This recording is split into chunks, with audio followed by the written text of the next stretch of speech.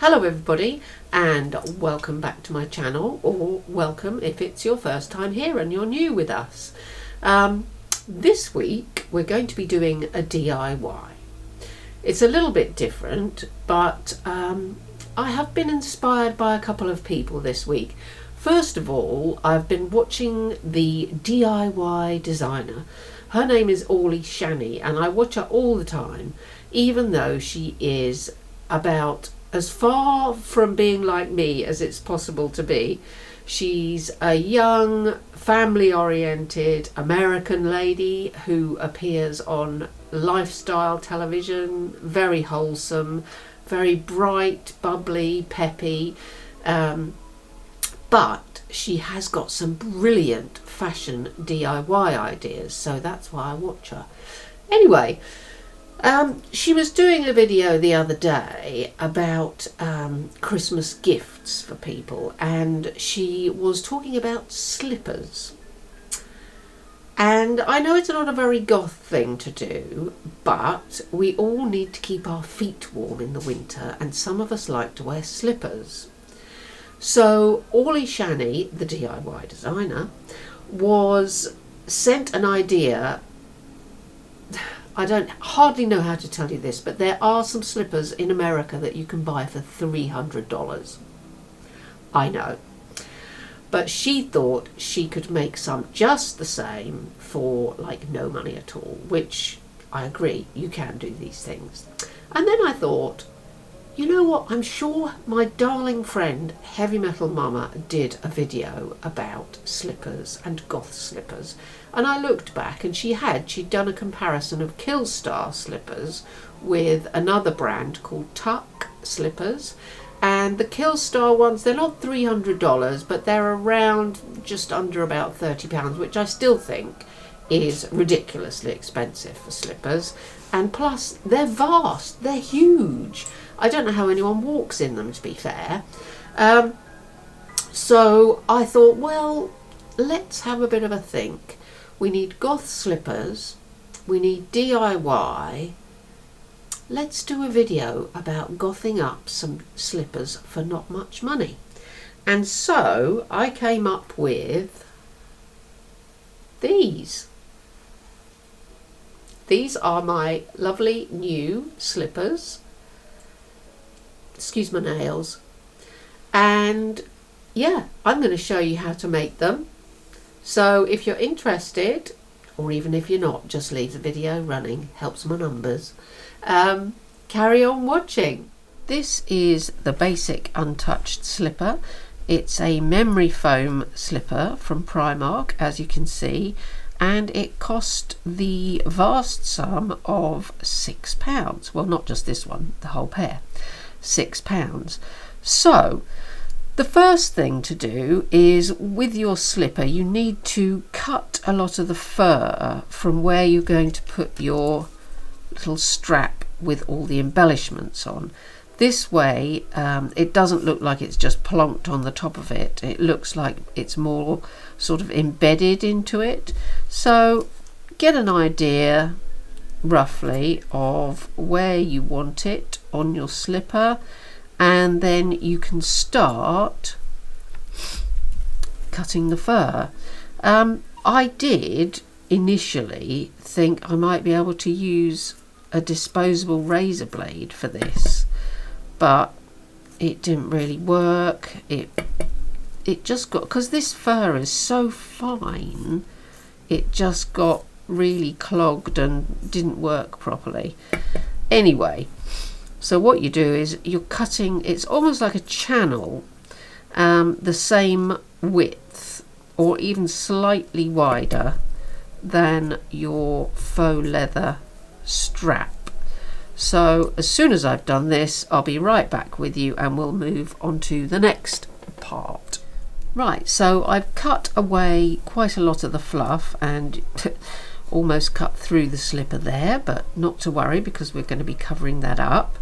The next thing to do is start preparing our little strap.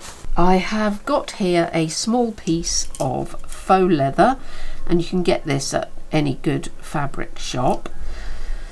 it's oh, honestly, I've got acres of the stuff. You can make all sorts of things out of it. Anywho, I'm just making a little guide for myself as to roughly where the center is, and then what we're going to do is we're going to make some marks so that we can put the studs in correctly.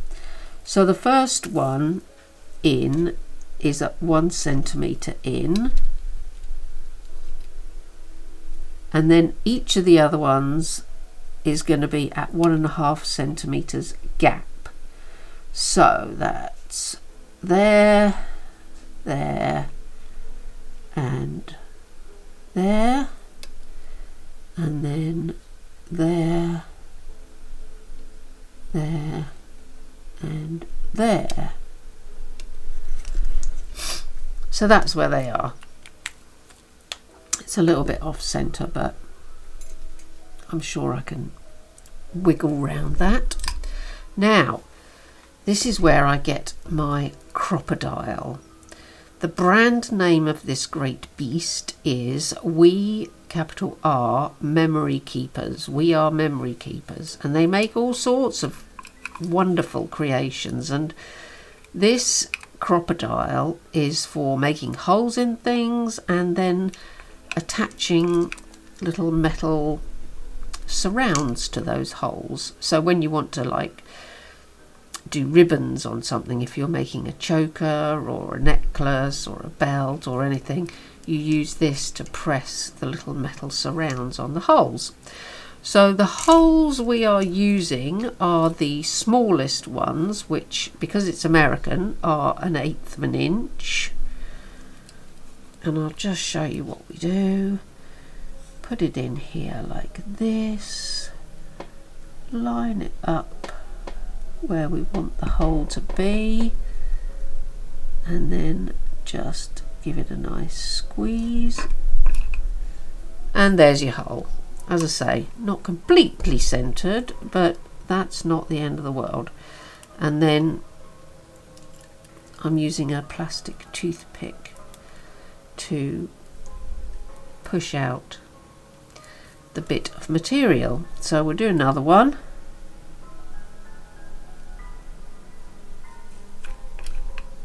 Like so. That's a bit better.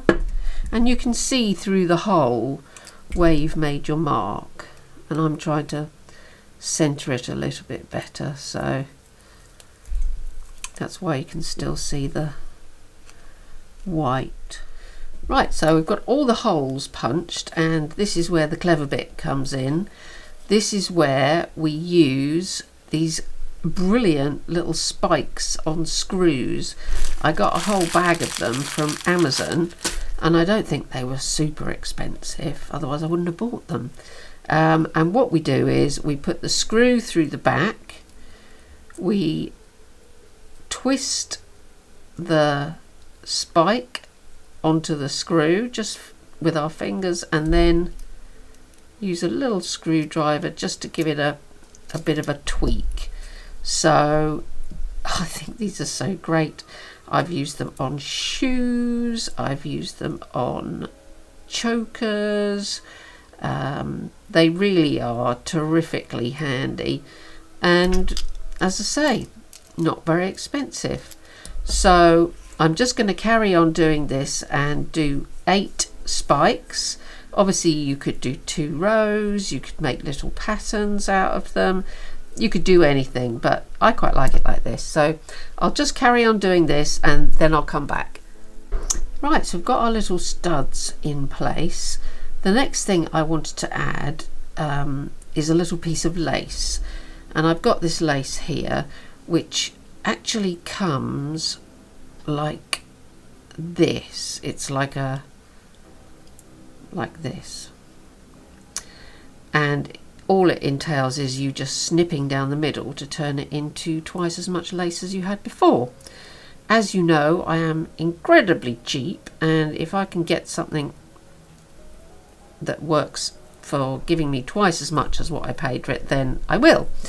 Anywho, so I've got some of this, which is a fantastic elastic glue, as it says here, flexible glue produces a unique flexible bond and seal.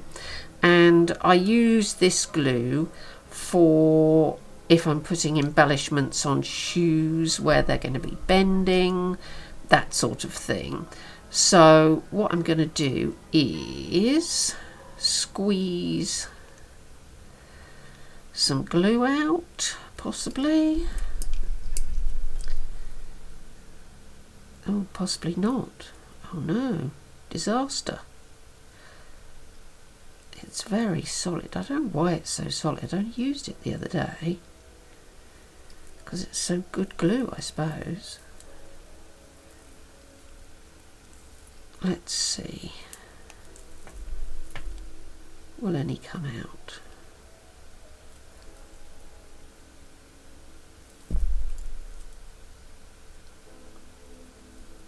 As Craig Revel Hall would say, it's a disaster, darling. Nope. No, that's dead.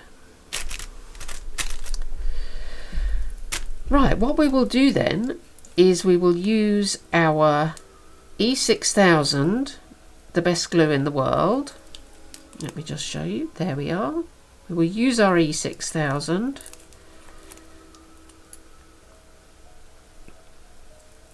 And we will put a little tiny bit on there. I mean, really tiny. I mean, super tiny, so you can barely see it. It's so small. Literally just touch it. And I'm getting it sort of half on, half off, like that. Well, there, like that. And again on this side. That's probably too much actually. So if I'll just put it down, wipe it on there like that. There we go. Put that there and then use this for that end. Yes, E6000, the greatest ever glue in the history of glue. I mean, it's expensive, but it's so worth it. I've had this tube for a number of years and there's still tons left in it. So the next thing to do, just move that out of the way so you can see, is I've got this pentacle charm, and as you can see it's got a little bit where you would hang it from a cord or a chain or something. So I get my wire cutters and just cut off just before the top of the star. There it is. So you can tidy it up a bit obviously if you need to.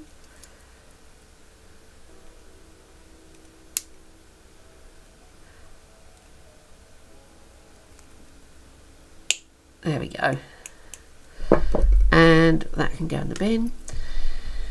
Yeah, I've got this darling little bin. Look at that. It's a pencil holder that you put on your desk. I've turned it into a little bin for when I do my crafting. Anyway, so now we're going to decide where we want it. We want it in the middle.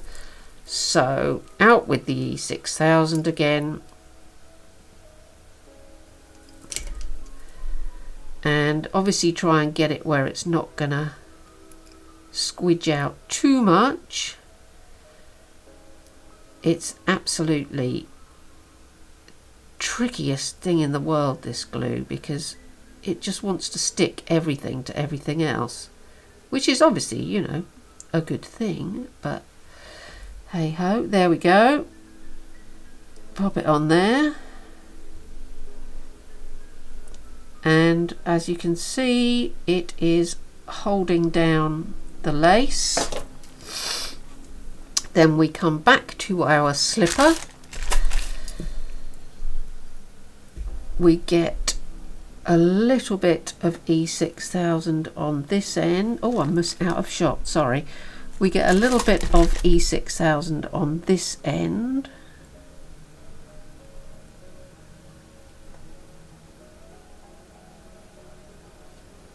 And the key thing here, just put that there, is to tuck it into the seam if you can, to make it look like they were always like this, that you bought them like this. So hold it in there like that.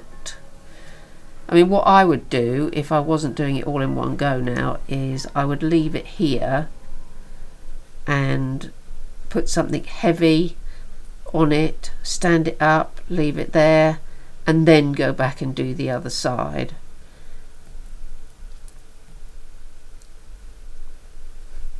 All you need to do then is take it over the other side, and again you just want it to tuck into the seam as if it had always meant to be there. So let's put a bit of glue on it.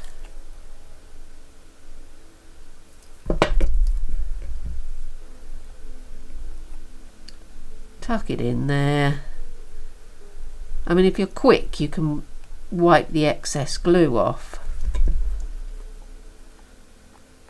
Otherwise, when it dries, you can brush it off.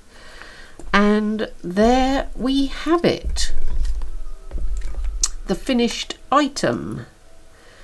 And that didn't take very long, and if you still haven't got any presents for somebody that is in need of some slippers, I would highly suggest raiding your jewellery box, toolbox, craft table, anywhere, and you can end up with something as delightful as this. So there we have it, goth slippers. Two words that don't normally go together. I hope you've enjoyed this video. I hope it's inspired you to maybe think about doing a bit of DIY. Even if it hasn't, maybe it's inspired you to go and watch a bit of Orly Shani or a bit of Heavy Metal Momma. Both wonderful creative ladies who I highly recommend. Here is the aforementioned slipper. As I say, I really think they're great. I really do, even if I say so myself. So, if you liked this video, please give it a big thumbs up. If you didn't like this video, still give it a big thumbs up.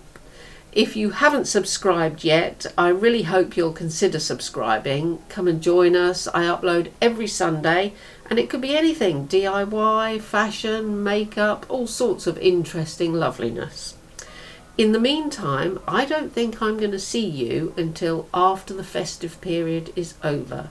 So I will take this opportunity to wish you the compliments of whatever season you feel is appropriate to your cultural milieu. Have a wonderful solstice, because that really is the turning of the year. And I will see you next time. Stay strange, everybody. Bye for now.